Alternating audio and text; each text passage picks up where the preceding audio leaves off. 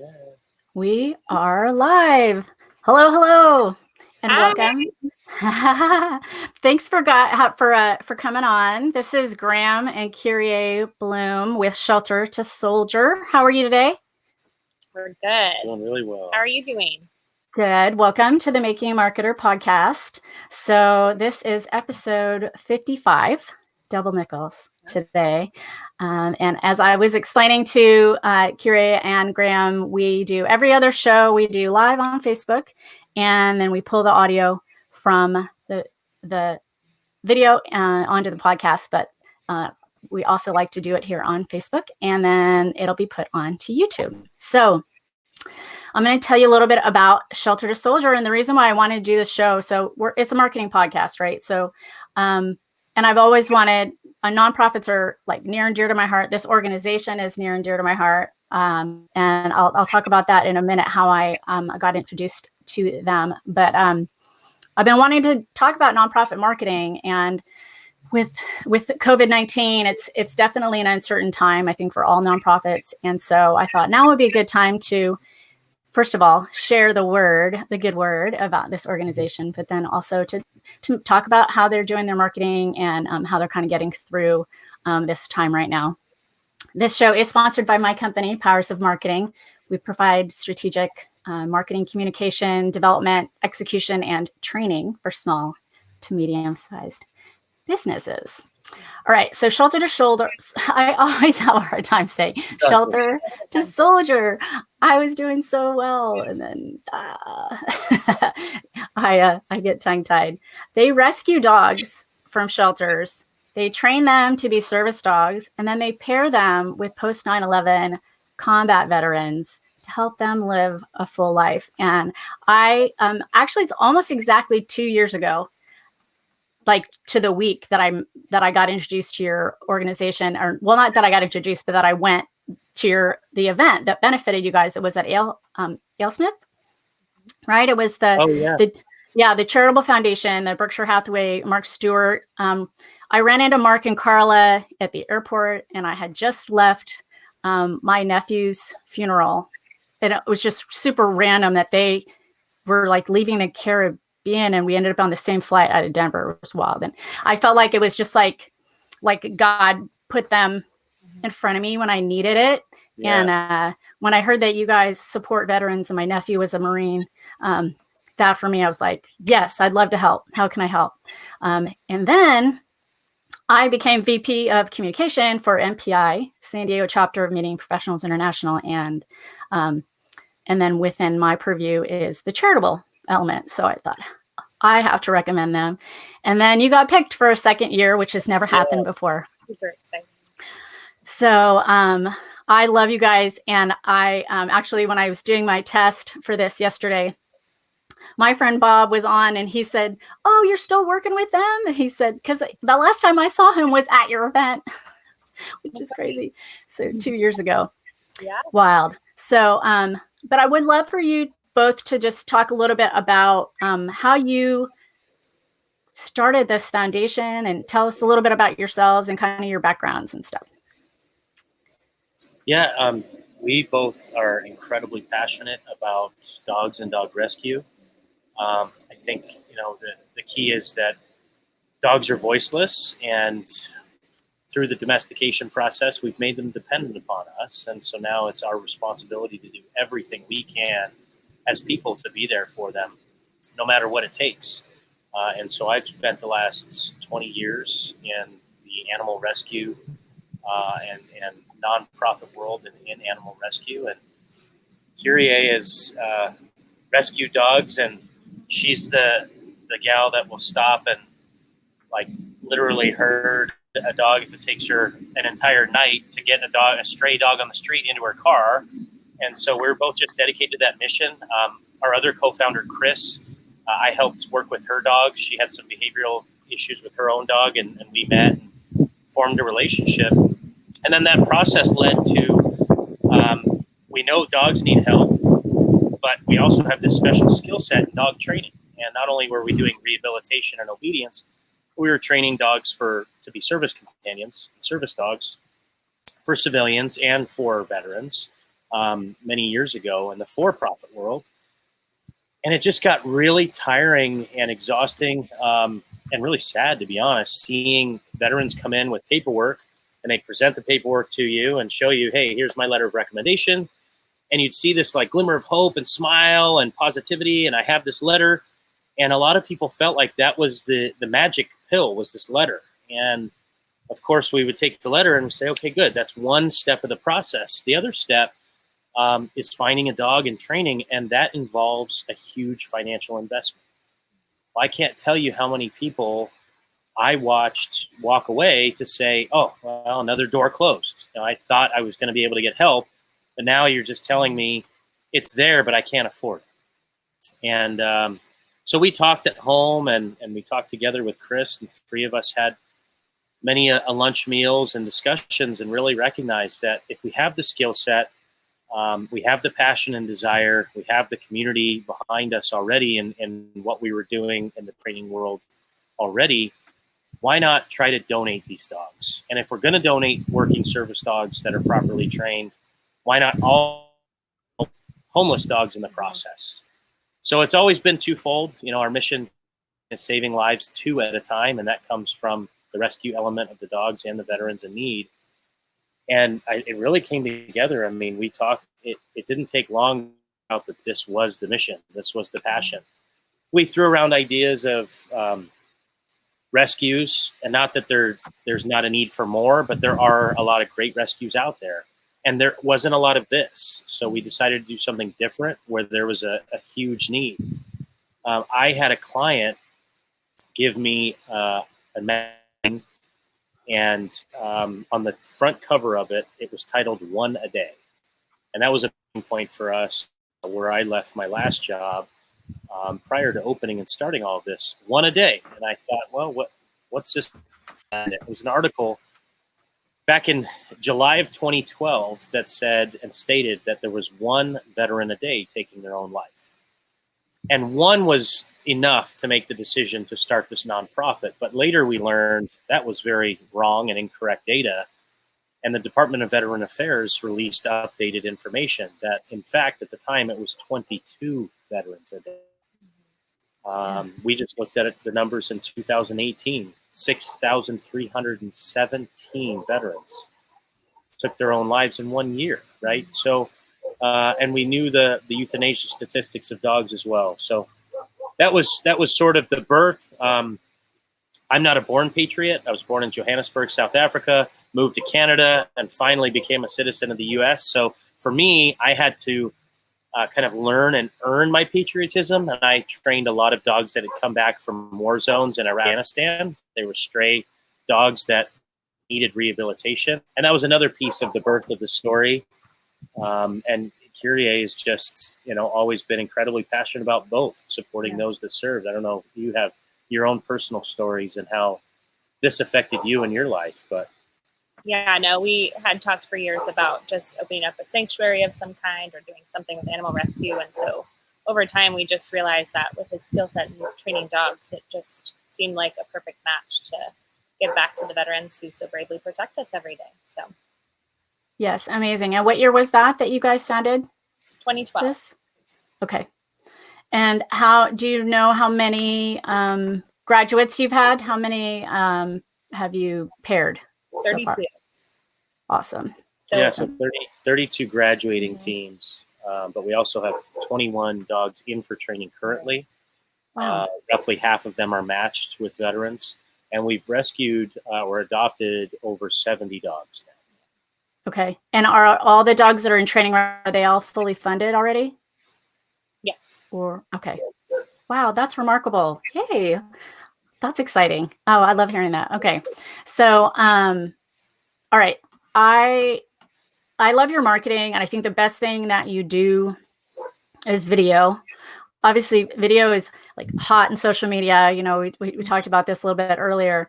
But it's because it tells us you can tell a story so much better with video than you can just with words. And you've had some support. Do you have a current video? Guys, I'd love to share it in the show notes. I'll share it with MPI too. Do you have a recent video that you've put together that shows more of the current situation? Yeah, we have two fairly recent videos that were sponsored and very well done, sharing current statistics as well as where we're at as a program.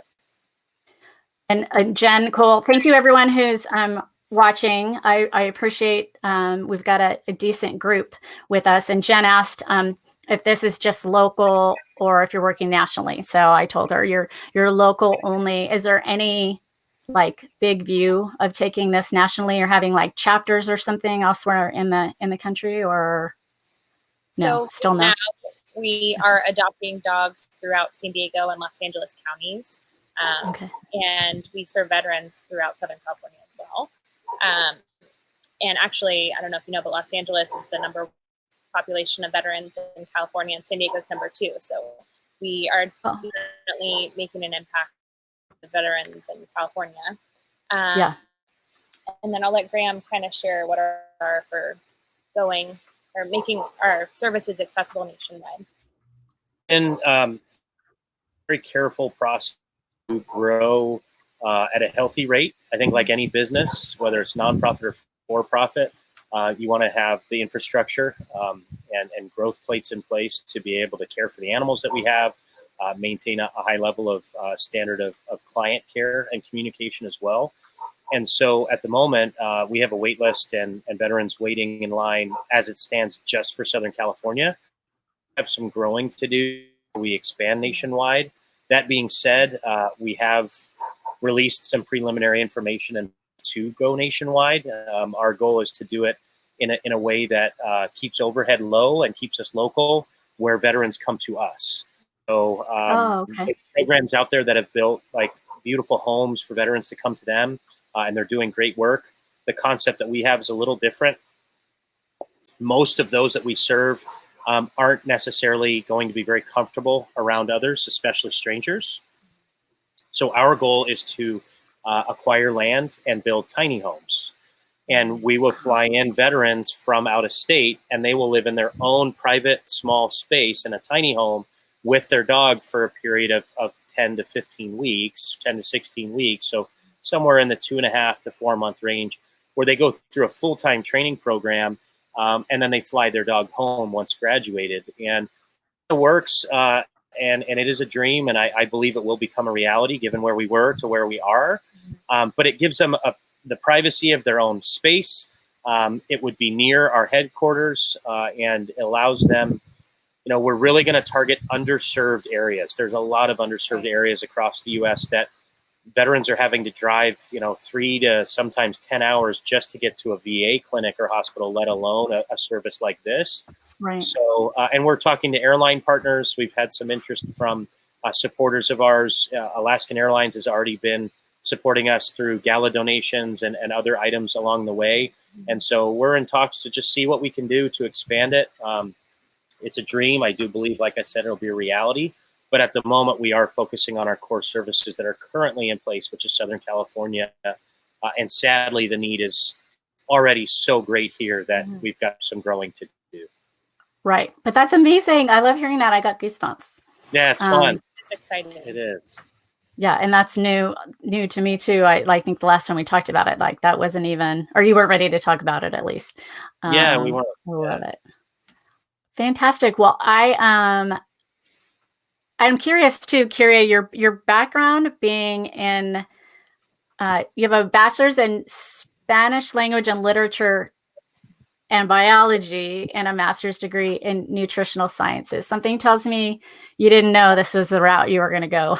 Definitely not. So I, in undergrad, I studied biology, mostly pre-med was kind of my, path. And then just had some personal medical family things go on. And I just didn't really feel like that was the calling for me. And just really got more interested in the preventative side of things. So pursued my master's degree in nutritional sciences. And during that time, I worked with WIC and did a lot of grant applications with them. And I just kind of realized that I was good at applying for funding and reaching out for support and that sort of thing. So it was a nice fit. And then, just starting this mission together, I was able to apply that skill set and helping us stay organized, forward moving, and he focused more on the dog training side. He's really good at talking, so he's really good at PR piece and media. So it's just kind of a great partnership. Yes, Yeah, amazing. she was out there, doing published research and traveling, doing incredible presentations on nutritional sciences and the impact. But I think it all goes in line with her heart and care for preventative medicine as a whole. Right. And this is both, an informal therapeutic treatment process, Right. and in some cases, a precursor or a prevention to further issues and mitigation of those. And so, yeah, she's a lot of the brains behind the machine. Thanks. I love it. Okay, so since we've been talking, Mark Stewart came on and said, "Hi, Graham and Megan." And then my friend Vanessa asked if people can donate airline miles to you, to your organization. Yes. Okay. I can sort out more. Okay. Yeah, I'll get that info from you and I'll put it in the show notes when we publish it. So yeah, that's good. I think because she was just saying she's got so many miles and she's not going anywhere. So, one thing to bring up is we have veterans that graduate, sometimes move out of state, typically for financial reasons, to be away from the high cost of living in California. Right. And one of our graduates, his dog, and is getting a new dog, and we need to fly out and support his new dog. Mm-hmm. And so these things come up, and if it's not supported, it's hard dollars that the charity has to come up with. Whereas if we, airline miles or some form of donation, that would go a long way. Absolutely. So thank you for the mention. Yes, thank you. Yeah, absolutely. All right. So I'm curious how to approach your marketing, both, because with nonprofits, obviously you want to raise money, but you also want to raise visibility. And we've talked about this in your, attending MPI functions. Somebody's not always going to open their wallet, but for every person who learns about you, they tell someone else, undoubtedly. I mean, I know I've told a million people, and there's a reason you're on this show right now, because I want people to know about you. So how do you approach it? I mean, is it both for visibility and for fundraising, or does the fundraising, is it just a byproduct of the great marketing that you guys are putting out there? No, it's definitely both. Okay. And obviously part of our visibility is also to reach the veterans and the client need, so it's a combination of making sure that our visibility is enough out there that while we're getting direct referrals from VA hospitals, clinics, centers, those in the mental health sector referring clients to us, veteran clients to us, that's a big piece of the marketing, to let them know we're here to help and we're going to answer the call. As far as fundraising and visibility, it's definitely a combination effort of making sure that as many people out there know and shouting from the rooftops. When we first launched, we launched a corporate giving program that allowed corporations and companies to sponsor a dog. And we've maintained that process and program. We found it's one of our most functional and programs that we have in place, because we understand that, I think it was an article we read actually, about 6-7 years ago, it was stated, the research probably you read as well, is over 7% of people are likely to support if there's a give back or a charity partner associated to the work that you do. You cut out a little. Was that 70%? Yeah, over 70% was the statistic that we read that shared that if your organization or company has a philanthropic component, that the consumer is more likely to pick you, because there's so many competitors to choose from. They're going to pick something that's near and dear that makes an impact. Right. Especially the younger generation. Yeah. Sorry. Yeah. Gen Xers and Gen Z and millennials also they want there to be a charitable component with anything they get involved with. It's amazing. The actual experience economy, sort of, that also is developing from young people Yeah, So so that we makes sense. targeted that. We made Perfect. a concerted effort to show the value added proposal that our charity could provide these for-profit entities by becoming a partner of Shelter to Soldier. And if you can rack for X amount and sponsor a dog, there's an entire marketing campaign that comes with the sponsorship of the dog. And the companies have really enjoyed these partnerships. It's grown. We started with our very first corporate sponsor was Schubach Aviation, owned in Henry Schubach at the time. And, it's a private jet charter that saw us on a local news station and said, hey, I want to talk to you. And again, that's power of sharing the message. Absolutely. That one person made a huge impact and paved the way for other sponsors going forward. So one of our big pieces of marketing is really following through on what we promised to do, with whether it's having the corporation name the dog. We have some organizations like the Petco Foundation. They just did a naming contest for the third or fourth time, where they're engaging their followers on Facebook and Instagram to name the dog that they featured. Nice. And then they follow the entire 1.5 year long journey. So it's got legs. It's got a very marketable program. And as you said earlier, video and stories tell incredible, impactful messages and stories that other ways, maybe just through verbiage, doesn't. And so now we have these images of a dog that was once homeless and now is in training, is happier.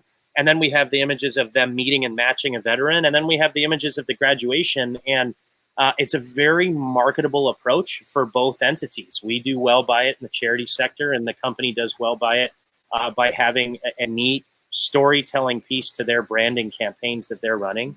So that's been one of the big pieces that we have in place. We're also very fortunate that we got approved almost 8 years ago for the Google grants, the Google pay-per-click advertising. So here we're getting, free pay-per-click. It has to be managed, of course, and we've got a great marketing team that does that. But that's a lot of online visibility.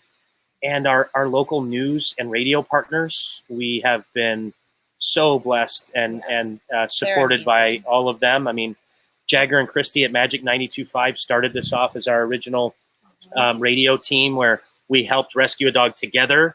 And that dog later became a service dog. And none of us thought that was necessarily the path it was going to take. So many different supporters that have gotten behind us in that realm to tell our mission. But those have kind of been some of the key marketing strategies. And, it really is. It's about visibility and follow through and what we can add as value to those that are supporting us. For sure. What do you think is your best channel? Like, what's the channel that you get the most activity on, social wise? Like it's in the way you define activity. So social media, we reach a lot more people, and we've got so many supporters there. Instagram is our strongest. Okay. But then as far as, Red Star sponsorships, which is our, high giving, we've got a great partnership with Ranch and Coast magazine. We've gotten a lot of sponsors through exposure there and the news. I mean, there's, like CBS 8 did a year-long campaign with one dog following that journey. And it's the amount of people that watch a Fox News hour, the impact is incredible. So, yeah, it's all measurable based upon the different impacts it have, whether there's direct revenue and income or just sharing the mission. Grants, of course, I think a lot of the foundations that we have to reach out to and apply for, that's research-based, but there's a lot that have approached us based on marketing efforts that wouldn't have known about us without word of mouth or other people knowing. And so that comes all the way back to marketing and spreading and sharing the mission. Right. So you mentioned Google. Do you do any paid on social media, or is it all organic? We do. We do boosting and some paid marketing for specific campaigns. Okay. Yeah. So I have been seeing, I know you have I think you have an event page for the gala. And so this kind of goes into my next sort of question about, in this time of, this COVID-19 crisis, have you decided what's your plan? So it's planned for August, right?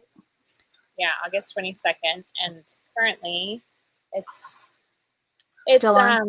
still a go for a physical in-person experience, but are certainly, planning a backup plan for a virtual experience. The venue is the Inn at Ranch Santa Fe, so it's all outdoors, which is really nice. On huge lawns. So that's a huge plus for that.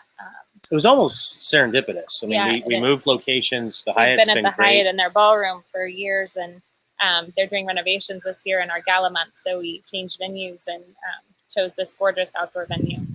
So yeah, it is serendipitous. To be in an outdoor space and to be able to control distancing and spacing tables out. And there's lots of options for us to make sure safety's there. But like you said, we do have backup options in case things change. But and the safety of our guests is super important to us. So Absolutely. We would never, try to push the envelope with that at all. Right, of course. So in terms of goals for the year, do you have your head around yet how this is going to affect you long term? This pause that we're all experiencing. Well, we know already, as far as hard numbers, we've lost a commitment of $130,000 in funding that we know of, and that's an immediate, concrete number. We know that will probably grow, unfortunately, but those are foundations or programs that planned on supporting our efforts and no longer can, based on their own personal challenges. Right. And so what we're doing is we're getting creative and adapting like everybody else. We're recognizing now more than ever, power in numbers is important. So we've just created we've had a monthly giving campaign with automatic monthly debits, but we're now reaching to hope for 5,000 monthly contributors at any level so that we have the sustainable growth. But now people can give $1 to $10 a month, and a lesser impact on the individual, but a larger amount of people will recover some of that funding that we've lost and have it be sustainable. So we have made adjustments internally to make some adjustments to lowering costs for the months ahead so that we can maintain the program at the level that it's at. And right now we're being very positive. Yes, we've had huge impacts. We know that it's going to be a bumpy road and a challenging road, especially the fundraising side.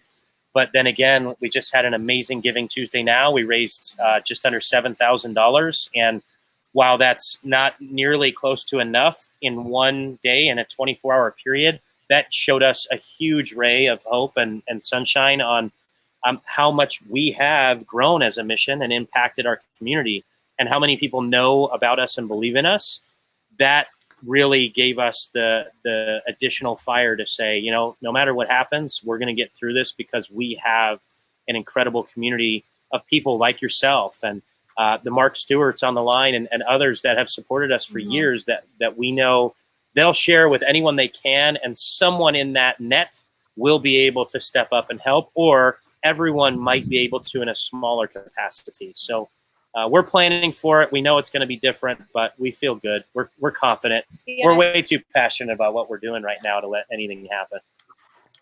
Right. Yeah. Well, and the small donations, even my business has taken a hit, but that's like something I would totally do, because small amounts, that's a no-brainer for me to commit to something like that. I love it.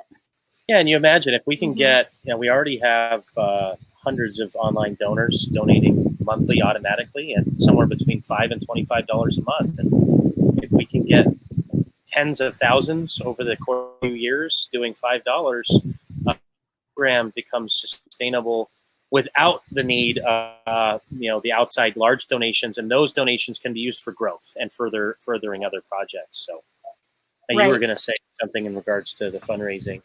I was just going to say that the need right now with COVID-19 for veterans is at an all-time high, because they're really struggling right now with job loss and isolation, and the symptoms of post-traumatic stress and anxiety, depression that they struggle with already are way worse with all the uncertainty that they feel right now. So I think it'll be the community that will need to come together in so many ways to kind of lift them up during this time. And I think people are seeing that. Yep.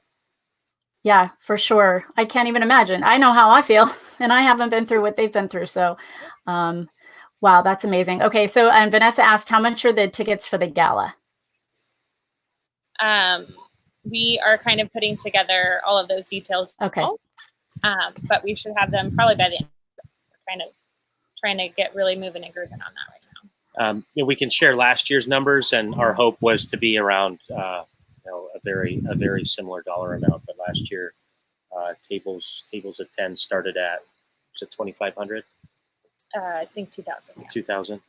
Okay. Yes, between $200 and $250 a ticket, which it's an exquisite evening. So not only do you under the stars at the Inn at Rancho Santa Fe and have music by Miller and delicious food and awesome special speakers, but obviously that money's not just going to the food in your belly, but to impacting. So we will be releasing the gala information shortly, and I think the big thing will be the parentheses following subject to change. Right.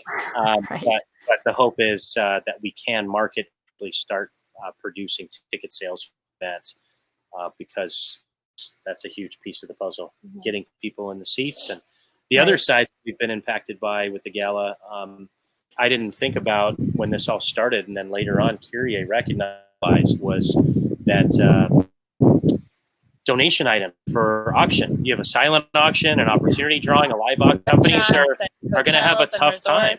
They're going to have a really tough time giving for these auction items. But again, we have long-term relationships, and there's a marketing component that people are going to need to market and continue to brand. They can't just stop marketing one day. Right. I think that's going to make sure that people are able to contribute those great items to allow us to have an auction.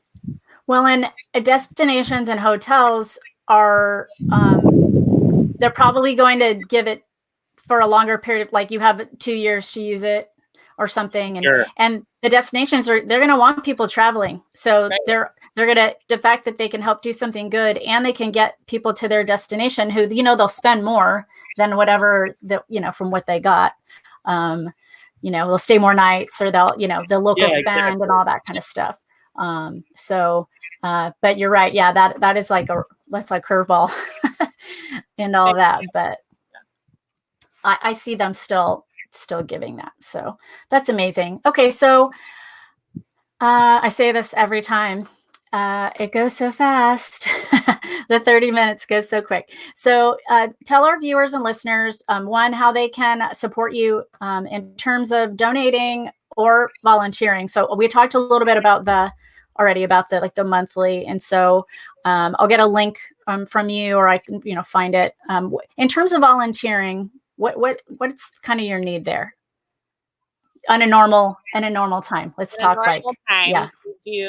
We have an amazing team of volunteers that helps us with our events. We usually do between 2 and 4 events every month in the community. And that's a chance for us to do, like, pop up our merchandise table and get some great donations that way. And so we have a volunteer list for people who want to help us with that. And that's obviously on pause right now. So, anybody who is interested in volunteering, reach out. We're going to get creative with our team over the next few weeks and try to get some support rallied behind our mission to find new ways to support. Yeah, and we will be looking to grow that gala committee. Great. So anyone that wants to help secure donation items, shoot us an email, and Kyrie will gladly put you to work. Because again, it's going to be harder to get those items. So if one person can get 1 or 2 items, but if we have a committee of 20 people, then we'll have enough items. And everyone knows someone that might be able to help in that process. And then, signing up for newsletters, just stay in touch. Signing up for our newsletter is huge, because we have so many great stories there, and lots of call to action. So whether you can donate $5 or you have time to donate, or you're interested in events down the line later in the year, it's just a great source of information and support there. And they can do that on our website. It's the Stay Updated on Our Mission tab. Okay.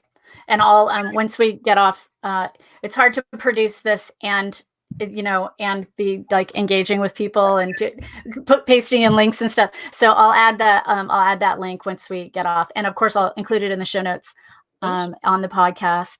And that's actually that's something that that we might be able to put forward to our membership as well. If any people who are part of MPI, if they have any donations that they're able to make, that's a way that they can help. So I love that. Well, thank you both for taking some time out of your day in your beautiful backyard. And I love that there were dogs barking throughout. That was like perfect.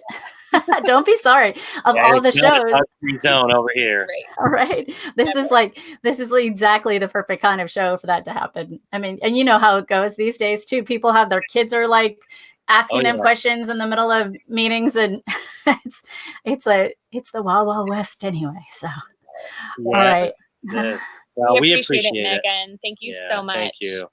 And Well, hello to everyone that's watched and that has continued to support us along the way. We really appreciate it. Always have, but again, now more than ever. So thanks for your time and putting our mission out there. Absolutely. It's my pleasure. All right, guys. Well, thanks to everyone who was on the live. Thank you if you're watching the replay or listening to the replay or listening on the podcast. We love you. If you take a minute to rate and review us, we would love that too.